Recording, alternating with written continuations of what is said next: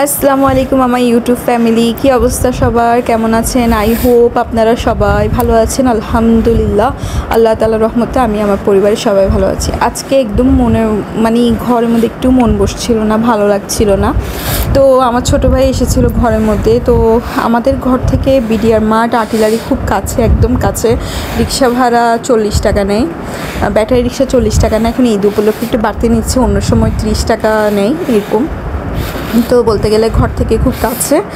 তো আমি চিন্তা করলাম যে আজকে একটু স্ট্রিট ফুড খাবো। বিডিআর মার্টে স্ট্রিট ফুডের অনেকগুলো স্টল আছে, ওখানে চলে যাচ্ছিলাম। তো এদিক থেকে আমি আমার মাকেও কল করেছিলাম, আমার মাও যাচ্ছে মার বাড়ি থেকে, আর এদিকে আমরাও চলে যাচ্ছি। তো আজকে কিছু ব্লগ আপনাদের সাথে শেয়ার করে নিচ্ছি। চিন্তা করলাম যে ঘুরেও আসবো, সেই সাথে ব্লগও রেডি করবো, আপনাদের সাথেও শেয়ার করব। আপনারাও দেখতে পারবেন আমাদের চট্টগ্রাম দেখতে কত সুন্দর। একটা চট্টগ্রামের এরিয়া, আর্মিতে একটা এরিয়া আছে, জায়গাটা কত সুন্দর, সেটাই আপনাদের সাথে শেয়ার করে নিব। আচ্ছা, বিডিআর মার্ট চলে আসবার পর আমার আম্মু এসেছিলো। আমার আম্মু কিন্তু স্কুটি চালায়। তো স্কুটিতে ওনার নাতি অর্থাৎ আমার ছেলে তৌহিদকে নিয়েছিল। তৌহিদকে নেওয়ার পর এক রাউন্ড ঘুরে আসছিল। আমি খুব ভয় পাই তৌহিদকে, তাহিয়াকে একা কোথাও দিতে বা আমার আম্মুর বাইকের মধ্যে, স্কুটির মধ্যে তুলতে আমি আসলে অনেক ভয় পাই। অ্যাকচুয়ালি প্রত্যেকটা মাই কিন্তু নিজেদের সন্তানদেরকে নিয়ে খুব সেন্সিটিভ থাকে, টেনশন করে, এই হচ্ছে অবস্থা। আচ্ছা, তো দেখেন এদিকে আমার আম্মু, আমার বোন আর আমার ছেলেকে নিয়ে চলে এসেছে একটা রাউন্ড দিয়ে। এখন আমি করলাম কি, তৌহিদকে গাড়ি থেকে নামিয়ে দিয়েছিলাম, এরপর আমার বোনটাকেও নামিয়ে দিয়েছিলাম। এরপর আমরা চলে গেলাম, ওদিকে দাঁড়িয়েছিলাম। এরপর চলে গেলাম মহব্বতের শরবত খেতে। আর এই দোকানের মহব্বতের শরবতগুলো খুব ভালো হয়, একদম ঠান্ডা ঠান্ডা, খাওয়ার পর রুটা ঠান্ডা হয়ে যায় এরকম। তো 4টা নেওয়া হয়েছিল, চারটার মধ্যে একটা কামরুল, মানে আমার ভাই, ছোটো ভাই নিয়ে খেয়েছে, একটা আমি খেয়েছি, আরেকটা আম্মু খেয়েছে, আরেকটা আনিসা মানে আমার ছোটো বোনটা খেয়েছে। এই তো আমার থেকে তৌহিদকে খাইয়ে দিয়েছিলাম, কারণ এগুলো অনেক ঠান্ডা ছিল। আমাদের ঘরে তো একদম ঠান্ডা পানি, ঠান্ডা বরফ, এগুলো কোনোটাই অ্যালাউ না। বাহিরে গেলে তাও চুপি করে একটু একটু খেতে পারি, এই হচ্ছে অবস্থা। না হয় ঘরে তো আমার হাজব্যান্ড একদম ফ্রিজের মধ্যে ঠান্ডা পানি, বরফ এগুলো কিছুই রাখতে দেয় না। আর রমজান মাসে একটু অনেক রিকোয়েস্ট করবার পর ফ্রিজের মধ্যে একটু বরফ রাখতে পেরেছিলাম, একটু ঠান্ডা পানি রাখতে পেরেছিলাম। কিন্তু এখন তো একদমই মোটেও অ্যালাউ না ফ্রিজে ঠান্ডা পানি বা বরফ রাখার। আমার হাজব্যান্ড তো ফ্রিজ এসে চেক করে দেখে ওখানে কোনো ঠান্ডা পানি বা বরফ কিছু রাখা হয়েছে কি না, যে কারণে ঘরের মধ্যে এগুলো খেতে পাই না, বাহিরেই খাই। আচ্ছা, স্ট্রিট ফুডে আমি মহব্বতের শরবতটা এই গরমের মধ্যে এনজয় করেছি। আর বাকিগুলো আমি চিন্তা করলাম যে এই গান পয়েন্ট একটা রেস্টুরেন্ট আছে আর্টিলারিতে, আর্মিদের, তো সেখানে চলে যাচ্ছিলাম। আর এই যে দেখেন, সরি ওটা আর্মিদের নাকি আমি আসলে জানি না, বাট এই পুরো এরিয়াটা, আর্টিলারি এরিয়াটা আর্মি, বিটিআর গ্রুপ, এদের সবগুলোর আন্ডারে আছে, যে কারণে খুব কি বলবো, সিকিউর করা এরিয়াগুলো আর সব কিছুই মনে করি যে আর্মিদের এরিয়া, এই হচ্ছে অবস্থা। তো দেখেন দূর দূরান্ত থেকে কিন্তু আর্টিলারিতে মানুষ বেড়াতে আসে, ঘুরতে আসে। এখানে চারদিকে ক্যাফে, রেস্টুরেন্টস, স্ট্রিট ফুডের স্টলগুলো সব কিছু দিয়েছে। আর এখানে মানুষ বেড়াতে আসে, ঘুরতে আসে। আমার ঘরের পাশে যেহেতু আমাদের এখানে প্রায় আসা হয়। আর আপনাদের সাথে আজকে ব্লগটাও শেয়ার করে নিচ্ছি। আমি জাস্ট এই ব্লগটা, এই রাস্তাগুলো আপনাদের সাথে শেয়ার করার জন্য ব্লগটা বানিয়েছি। চট্টগ্রামের বাইরে যারা দেখছেন, আই হোপ সো আপনারা এনজয় করছেন। প্লিজ চ্যানেলে যদি নিউ হয়ে থাকেন, চ্যানেলটাকে সাবস্ক্রাইব করে দিবেন। আর দেখেন কি পরিষ্কার পরিচ্ছন্ন আমাদের চট্টগ্রাম শহর। আর এই আর্টিলারি এরিয়াটা আসলে খুবই সুন্দর। আর্মিদের স্পেসগুলো অনেক সুন্দর, অনেক সুন্দর। আপনারা যারা চট্টগ্রামে আছেন, যারা এখনও আর্টিলারিতে আসেন নেই, এসে ঘুরে যাবেন, খুবই সুন্দর একটা এরিয়া। আর যারা চট্টগ্রামের বাইরে আছেন, কখনো যদি চট্টগ্রামে আসেন, অবশ্যই আর্টিলারি ঘুরবেন। এখানে অনেক রেস্টুরেন্টস আছে, আপনারা এসে অনেক এনজয় করতে পারবেন, অনেক সুন্দর সুন্দর ছবি তুলতে পারবেন।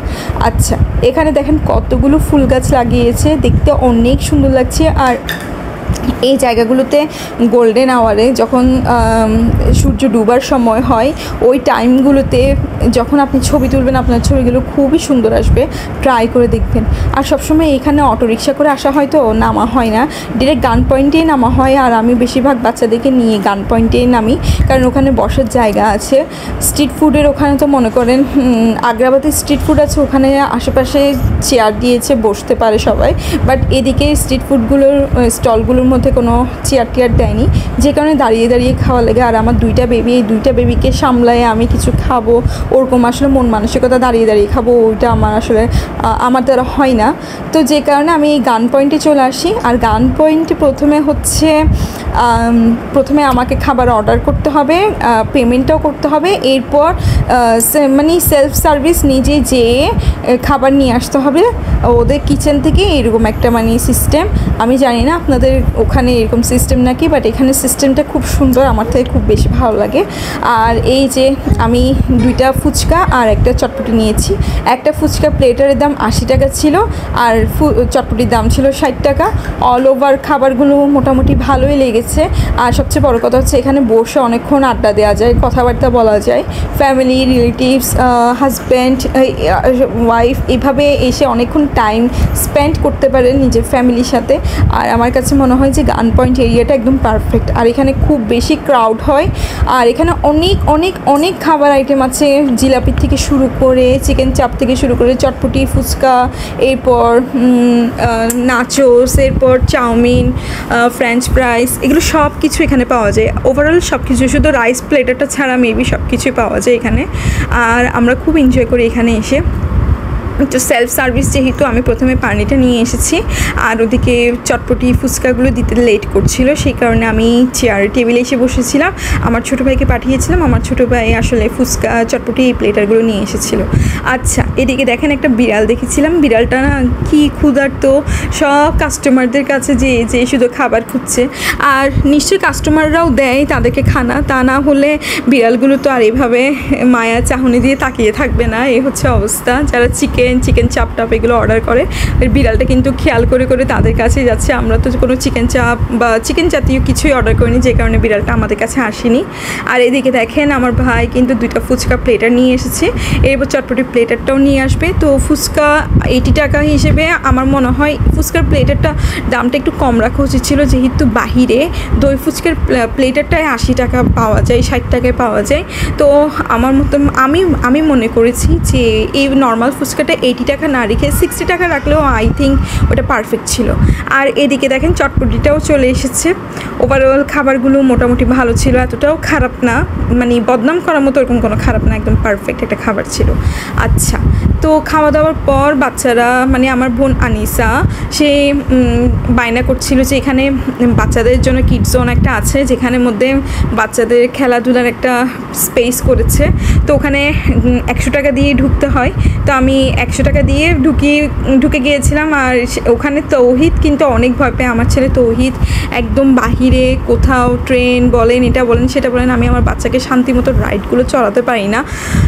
অনেক বাচ্চারা আছে, অনেক মারা আছে, বাচ্চারা খুব রাইড পছন্দ করে, খুব এনজয় করে, বাচ্চাদেরকে রাইডের মধ্যে বসাবে, দেখে মারা খুব খুশি হয়। আমি এই সুখটা পাচ্ছি না আসলে আমার ছেলের দিক থেকে। আমার ছেলে কি বলবো, একদম রাইড পছন্দই করে না, রাইড পছন্দ তো দূরে থাক, ট্রেনের আওয়াজেই সে ভয়ে কান্না করে দিয়েছিল, এই অবস্থা। তো যে কারণে আমি আনিসাকেই বসিয়ে দিয়েছিলাম, আমার ছেলে বসেনি। আর বাচ্চারা এভাবে অনেক টাইম স্পেন্ড করে, এটাই ভালো লাগে বাচ্চাদের জন্য কিডস জোনটা। আর আমি কিছুক্ষণ বসেছিলাম, কিছুক্ষণ তাহিয়াকে, আমার মেয়ে তাহিয়া কিন্তু অনেক চড়ে, খেলাধুলা করে, অ্যাক্টিভ থাকে। তৌহিদ একদম অ্যাক্টিভ থাকে না, তৌহিদ এত বোকা, সেই সাথে তৌহিদ অনেক দুর্বল, সে এত ভয় পায় সব কিছু। তাহিয়া তৌহিদের চেয়ে অনেক ছোটো, মাশাল্লাহ আমার তাহিয়া কিন্তু অনেক কিছুই এনজয় করে, ও রাইডসগুলো চড়ে, কিন্তু তৌহিদের ক্ষেত্রে তেমনটা না। আবার আমার বোন আনিসাও কিন্তু অনেক রাইডস এনজয় করে। মোট কথা পুরো কিডস জোনের মধ্যে আমার বোন আনিসাটা খুব এনজয় করেছে, তৌহিদ তো আমার সাথে সাথে ছিল, তাহিয়াও এনজয় করেছে। এই হচ্ছে অবস্থা। আই হোপ সো আপনাদের কাছে আমার ব্লগটা ভালো লেগেছে। ব্লগ ভালো লেগে থাকলে অবশ্যই চ্যানেলটাকে সাবস্ক্রাইব করে দিবেন। আর এখানে অনেক বাচ্চা ছিল, বাচ্চাগুলো এত সুইট, এত কিউট, এত অ্যাডোরেবল ছিল, অনেক ভালো লেগেছে। আর এদিকে দেখেন তৌহিদকে অনেক কষ্ট করে এই ঘোড়াটার মধ্যে বসিয়েছিলাম। এগুলো সব আমার ঘরের মধ্যে আছে, ঘোড়া আছে, এরপর স্লাইডার আছে, এরপর বাচ্চাদের কতগুলো গাড়ি আছে না, ওগুলো আছে, সব কিছু আছে। তো ইনশাল্লাহ অ্যাজ সুন অ্যাজ পসিবল আমার কিচেনের সাথে যে ছাদটা আছে ওটাকে আমি কিড জোন বানিয়ে দিব, বাচ্চাদের খেলাধুলা একটা স্পেস প্লেস করে দিব। কারণ তৌহিদ তাহিয়া ঘর থেকে একদম বের হতে পারে না, একদম সারাদিন ঘরবন্দি হয়ে থাকে, যে কারণে ওরা আসলে বাহির হতে চায় বেশিরভাগ। তৌহিদ একদম দুর্বল, বাট বাহির হতে পারলে ঘর থেকে ও খুব খুশি থাকে, যে কারণে চিন্তা করলাম যে ছাদের মধ্যে একটা কিডস জোন বানাবো বাচ্চাদের জন্য, ওখানে ওরা খেলবে দেলবে এনজয় করবে। আই হোপ সো আপনাদের কাছে আমার ব্লগটা ভালো লেগেছে। আজকে এত তাড়াতাড়ি কথা বলেছি, আর ঘরে অনেক কাজ, ব্লগটাও রেডি করতে হবে, সব কিছু মিলিয়ে আপনাদের সাথে আজকে এই ব্লগটা এতটুকুই। সবাই ভালো থাকবেন, সুস্থ থাকবেন। আমি না অটো রিক্সা করে চলে এসেছি, আর আমার আম্মু তৌহিদকে স্কুটি করে নিয়ে এসেছে, কারণ তৌহিদ স্কুটি খুব বেশি পছন্দ করে। আর ইসার সাথে স্কুটিতে তৌহিদ সামনে দাঁড়িয়েছে। তো তৌহিদকে যখন নামিয়ে দিয়েছে, এবার তাদেরকেও বিদায় দিয়ে দিলাম, আপনাদেরকেও বিদায় দিয়ে দিচ্ছি। সবাই ভালো থাকবেন, কেমন? আল্লাহ হাফেজ।